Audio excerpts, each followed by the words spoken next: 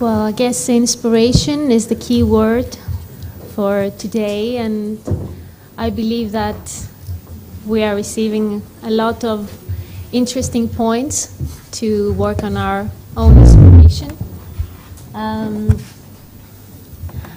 I would like to ask the first point of our discussion to George Anastasiadis, who is a newcomer in the conversation of this day. And I would like to ask him share his views about why focus and invest in youth entrepreneurship in the creative sector, and what about education from early stages? Well, we have to focus because we are in a desperate need, and also we have because there is a great opportunity there as well. And as Andrew mentioned a lot earlier, it's all about paradigm shifts. We have to break some paradigms here, both in order to become more creative, in order also to become better entrepreneurs as a society. And this has to start from youth. This has to start from education. Three main paradigm shifts we have to take. The first one, I would say, has to do with success and failure. Those two notions, success and failure, are not greatly treated, are not very well treated in our society. We are not used to glorify success. We are not used to accept failure. And this has to start from the very beginning. This has to start from education. If we have, what I say to my students when they leave the class is that, okay, go out and fail. Go out and start making mistakes, because only through that they can experiment, they can achieve and have success later. So we have to glorify failure from now on. The second shift has to do with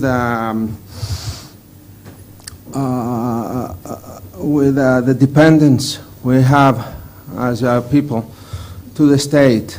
We depend too much on the state. Coming from a very protective family culture, we believe that the state should continue to play the role of our family. We expect too much from the state, and even though we see that the safety, the security system that comes from the state is not translated, is not transformed into a base for more effort for experimenting, for entrepreneurship, but it's more of becoming a barrier for trying new things. Also, we are in the creative industry. We cannot expect from the state, we cannot expect from the government to be creative. I mean, as a notion, the state and the government are a lot about control, a lot about processes, a lot about legislation. So, as creative people, we have to progress, and we have to start creating our own world. A third paradigm shift we need to take. Art should cover the needs not only of the creator, but also of people. So I'm a marketeer, actually, so I know that every activity should satisfy both the vision and the desire of the creator, but also the desires of some people out there. Otherwise, there's no value, economic or else. So In Greece, we tend to say that we cannot have a good quality in something artistic if it's commercial and popular. We have to change this shift as well. And this have to start from the very beginning, from education. So it's totally important to focus on that. Thank you very much. That's very interesting from a marketeer's perspective.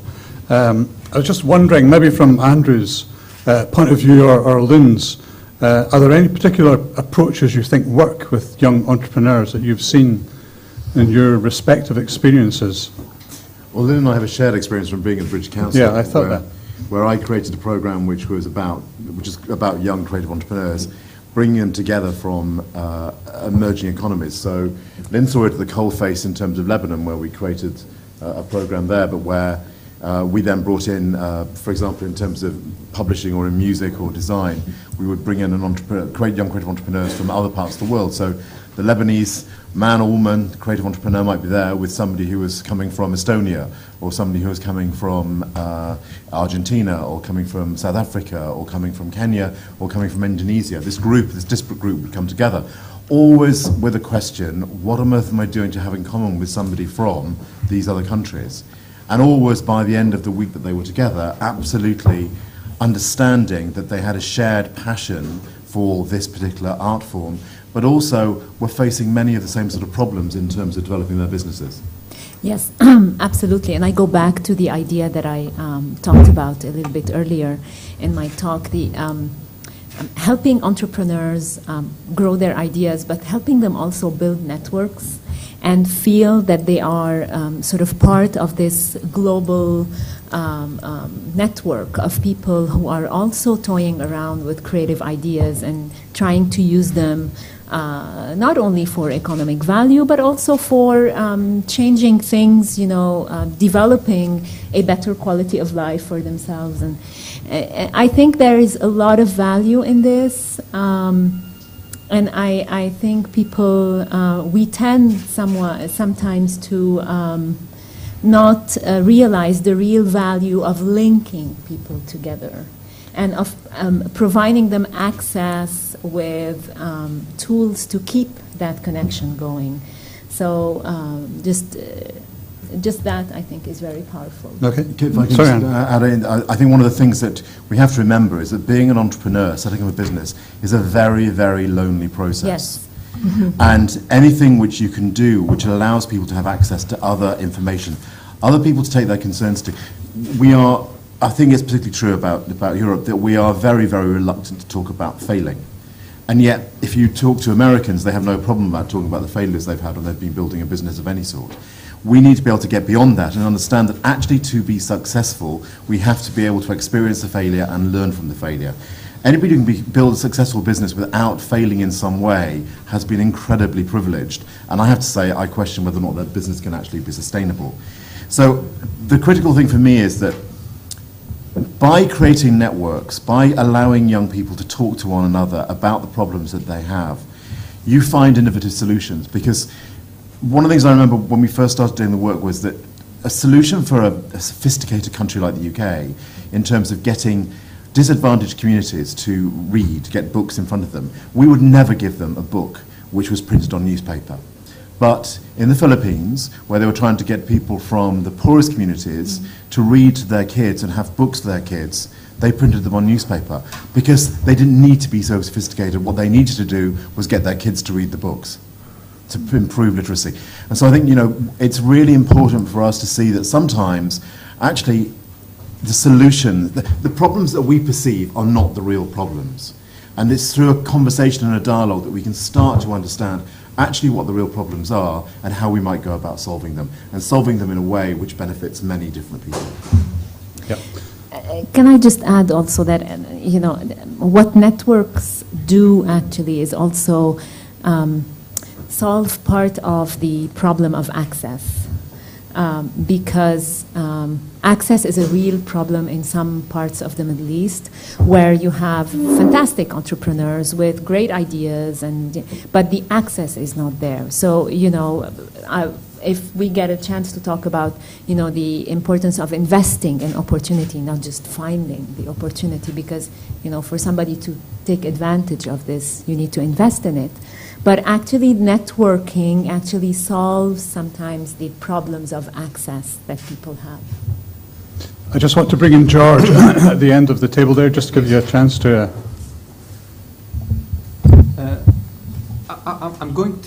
I'm just wondering, what sort of networks are we actually, lacking? Because networks already exist in terms of, I'm talking about the social media, I'm talking about many international platforms of cooperation among universities, etc. What sort of networks do you think we're actually missing right now?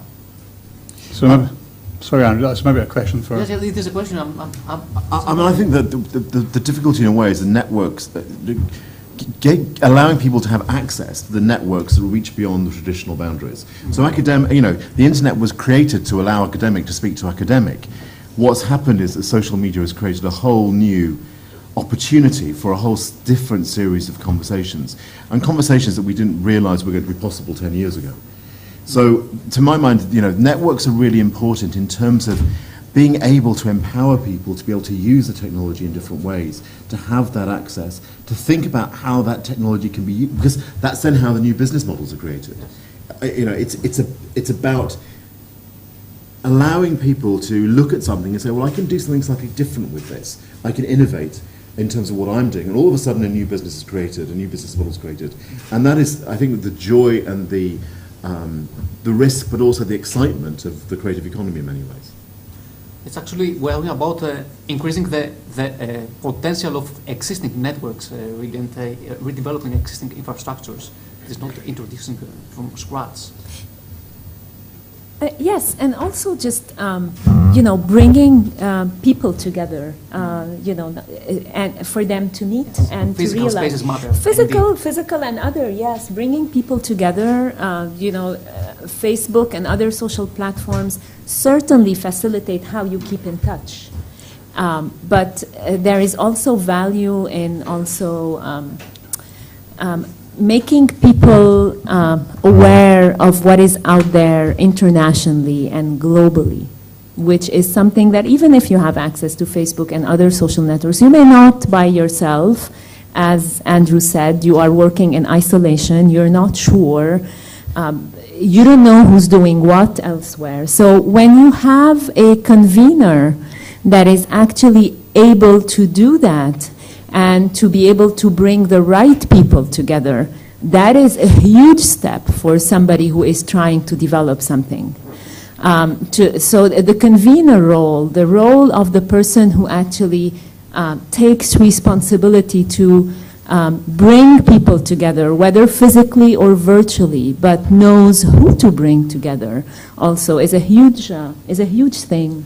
And I think it is also, it's not necessarily about existing networks, because partly it's also about breaking down the barriers that say that you are in this network and suddenly can't come in and join it.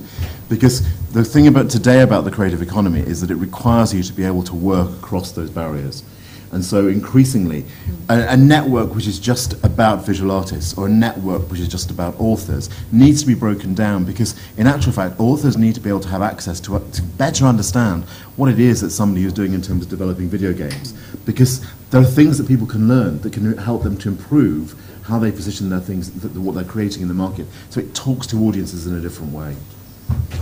Yeah, so networks are very, very important, very powerful. I'm just thinking, if the audience want to capture that, then just hold that there in your heads. You might have some questions to ask later about networks and how they work. But maybe moving from networks to companies and organizations, how can they nurture youth entrepreneurship, whether through internships or mentoring or other types of strategies that you might be familiar with? Maybe start down the bottom, yes, and then we'll work our way up. Thank you very much. Again, I think we can encourage this cooperation between young artists, which I represent at the sense, and the industry by increasing internships. But I have to make a point here. Interns should be paid Exactly. It is not a matter of motivation. It's not. I'm not talking about the material motivation. I'm talking about matters of fairness and ways of educating society that the intangibles should be paid. So this is something that especially the Greek officials should really take it into account, because this is not working like that right now. So we need more internships, and of course in the way we're educating artists how to perform business, we have to educate the business world how to talk the language of the arts in order to accept, to embrace artists in their organizational structures.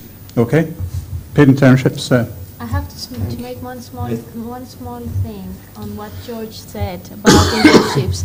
I think, to be more specific, for the Greek environment, it's very, very important to introduce like a policy, a very specific term that will secure for the interns to have a very important role within company, but have specific reward for their contribution. And we should see the work of the interns as a very, very important contribution, because many of, especially big organizations, are creating projects and are developing new ideas on the work of these new people that are going there to seek for, to expand their experiences and to get into a networking system. But we should define why we give them back and what we give them back, except the experience, which is very, very, very important. Redefining the awarding system, therefore. Exactly. Thank you. I'm sorry for it. Well, I think that companies are always positive to hire creative talent. I mean, who wouldn't? They are ready to provide jobs if they take back something out of it. I'm teaching in my free time in a college, which is a business college, and it is very well linked with the market, with the private companies. And I see that most of the students are very easily absorbed by the private sector, which is not very, which is something that doesn't happen so easily in Greece, because there's not such a link between public universities and private companies. But I think that while companies are eager to hire talent, there is a different problem they face. They are not eager to benefit from that talent when they have it in. And I think that both companies and employees should focus more on the notion of intrapreneurship. I mean, it's nice to be an entrepreneur, it's great, but even when you work in another one's company, you have to act like an entrepreneur there. You have to become an intrapreneur. This depends on yourself, but also it depends on the corporate culture. The company doesn't always allow that. So I think that, again, it's a matter of breaking a paradigm here. I think one of the difficulties in all of this is that if you look at it then from the business perspective, two questions I think immediately crop up if you're talking about somebody about taking an intern in some way, especially if you're talking about paying them. They will say, if I take somebody on board to work with me in this way and they're coming in for, say, a month or for 2 months, it takes a lot of time for me to actually make sure and look after them and make sure that they're not screwing things up and that they're actually benefiting from it. And that's actually a reason why people don't take interns in. And I think the second part of it then is that it's not just about, it's also, you know, quite an expensive thing to do. I remember talking to a group of people who were talking about, a group of women creative entrepreneurs who were talking about maternity rights. And they all had small businesses, and they all started complaining about the fact that in actual fact they were having to pay maternity payments to their female employees who were getting pregnant. And it was kind of like, what on earth are you talking about? Why on earth are you complaining about this? I think it's really important to understand that the pressures that are there in terms of a small business. So yes, we need to be able to encourage them, but we need to think about how we support them in doing it. And I think part of it is also about getting them to understand. One of the problems with internships, I think quite often, is that the kids that get internships are the kids who are best connected already. Yes. It's the privileged kids who manage to get into the big institutions in terms of getting their internships. And actually, quite often, they don't get one, but they get several from a series of different mates of their parents in some way. And I think there is a real need to be able to address that as well. It's one of the reasons I think that payment for internships is important, because what we need to be able to do is to recognise that a kid who's coming from a community here that is, for example, perhaps attacked by Golden Dawn in terms of kind of whether they've got any right to be in Greece. That kid has a need to be able to see where their place is and develop their role in Greek society into the future. And to be able to do that, they need to be able to get a job and develop an understanding of society. So I think there are reasons for saying there are benefits, and we will support you in this process of ensuring that you get these. And of course, what you start to do then is also open up, as I was talking about before with publishing, open up the opportunities in terms of understanding where new markets are, where new ideas are coming from. Because the new ideas aren't necessarily going to come from the most privileged people in society, because by and large, they're the ones who want to see change the least. The accent, yeah, and it's the same problem you've just hit on, Andrew, applies to placements. In other words, university students getting placements in creative businesses. Because very often the size of the creative business doesn't allow for the kind of time and effort or focus you need to spend on the student. And a couple of the answers to those problems are to set up organisations whose business is to work around mentoring and identify companies who can actually mentor, or companies who can actually take on board students to do placements. And I think that support is absolutely what businesses need, to be able to take the risk and then understand what the benefits actually are. Because I don't think it's necessarily immediately obvious. There needs to be that support in place to allow them. Because for one thing, a kid going into an internship or replacement needs to be better prepared to understand the responsibility that they're taking on board. Because in actual fact, they need to come out of it with some sort of sense of their own self-worth. Because one of the great problems is, particularly kids from disadvantaged communities, is that they don't have a great deal of self-confidence. Kids from the most privileged backgrounds have self-confidence exuding from every pore. But if we want to have a societies where everybody is able to play a far more fulfilled role in terms of their lives, we need to make sure that we're giving people far greater access in that way. Yeah, I support that. I mean, I talked about opportunity and the fact that opportunity is a great idea, and but systems need to invest in it. Kids who do not live in cities in the Middle East have, they have no access to language. They have no access to the springboards that allow them to know that this exists, or to, there is no system that is working in any way with kids who are not out of the top universities, talking at least 2 to 3 languages, have the connections, and and opportunity is and access are key. And I think actually for large institutions, one of the issues in a way for me is that I remember talking to somebody at the Arts Council who basically said, we're really only interested in the cities. We're not really that because in actual fact we don't have the resources to reach out into those smaller communities in the way that perhaps they need to. And it is again that it's why government becomes so important in terms of being able to set parameters and say, but we need you to be able to deliver in this context. Now that means that you're asking the arts to be able to deliver for a government agenda.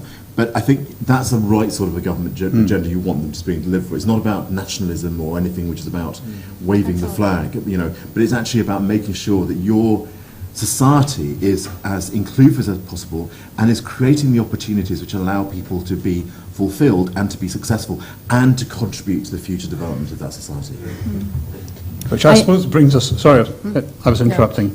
No, I was just saying, what I would do is just, I would, that first question, why focus and invest in youth entrepreneurship, why focus in youth, period? I think we have a great global problem nowadays, is that, we need to invest in youth, because anybody who wants to build a better future will invest in youth, and youth are in total crisis at the moment. Yeah. However, in taking the opportunity, yes, we have a difficult global environment, and we have to invest in youth. But I think that sometimes we overrate those problems. And sorry to say that, I totally agree with that, but I think that no one was in a better position to become an entrepreneur than the youth of this era. They have all the networks of the world. They can travel all around the world. They can learn whatever they want. In Greece, we have a totally negative pressure from the media that young people cannot achieve doing something. We have to break this negative notion, because people can change. One of the biggest opportunities in the industry I work for came from people leaving the country and bringing back new knowledge, new networks, new money for the industry in Greece. A few years ago, the small industry I work for would count for something like, the exports part would be something like less than 20%. Most of the companies nowadays export more than 50% of their income come for exports, and a major driver in that is people that went outside Greece and they brought new connections, new networks, new knowledge, new business. I don't think that ever there was such an opportunity for anyone who wanted to become an entrepreneur like in our days. That's all. Okay, I know the audience are dying to ask questions, so I'll just hold you for a second. Yes. And maybe give the panel a last chance just to address the issue of what do you think the future is for youth and creative entrepreneurship? Very quickly, just around the table. Yes, I think that the future is very energy demanding in terms of my generation. It is tough, but it's very promising. It is tough because yet we have to find these channels of communicating with the institutions that have the funds right now, that have the infrastructure. Yet it is promising because this generation, this creative generation, is the source of the better to come, and yet it is difficult for young creative entrepreneurs, because in general transition periods are tough. Yeah, but there's an optimistic note there. Yes, of course. I would like of course. to add on that, as myself and George, were talking on commenting basically on Greek themes, I think. Yes. I feel very optimistic on what is going on now in Greece. I cannot foresee the future, but what is going on now makes me feel very, very happy, because I see that creative entrepreneurs and creative people, despite the fact that most of the cases they don't have funds, or they don't have secure strategies or measures or feedback from other organizations, organized teams. As people, they find a way to contribute in our society, and that's why we have this immense talent that is currently developing so many interesting ideas that most of us are embracing and are seeking to find and to see how much do they contribute in the overall development of our country. So I think that it's a very difficult thing to discuss about the future, because we are in this specific difficult situation that has to do a lot with our political current condition. But I can see and I can sense that people and creative people can contribute a lot. And of course, necessity is the mother of invention. Exactly, Yeah. exactly. Any other quick comments before we open it to the floor? No. Just a very Not brief me. comment. 15 years ago, New Zealand started a revolution in their economy through depending on one single message. New Zealand, 100% pure. The Greek nation brand is always, even during the crisis, among the 30 strongest nation brands in the world. We have a very strong nation brand that is all around the human element, because of the insensibilization, because of culture, because of the Greek temperament, because all the vices and virtues, blah, blah, blah, the environment, the climate, etc. So the creative economy is all about the human element. We could say that because of necessity, we will have to work on that human element, and I think that our children would be very happy that would live in Greece in the next few decades. Okay, thank you very much.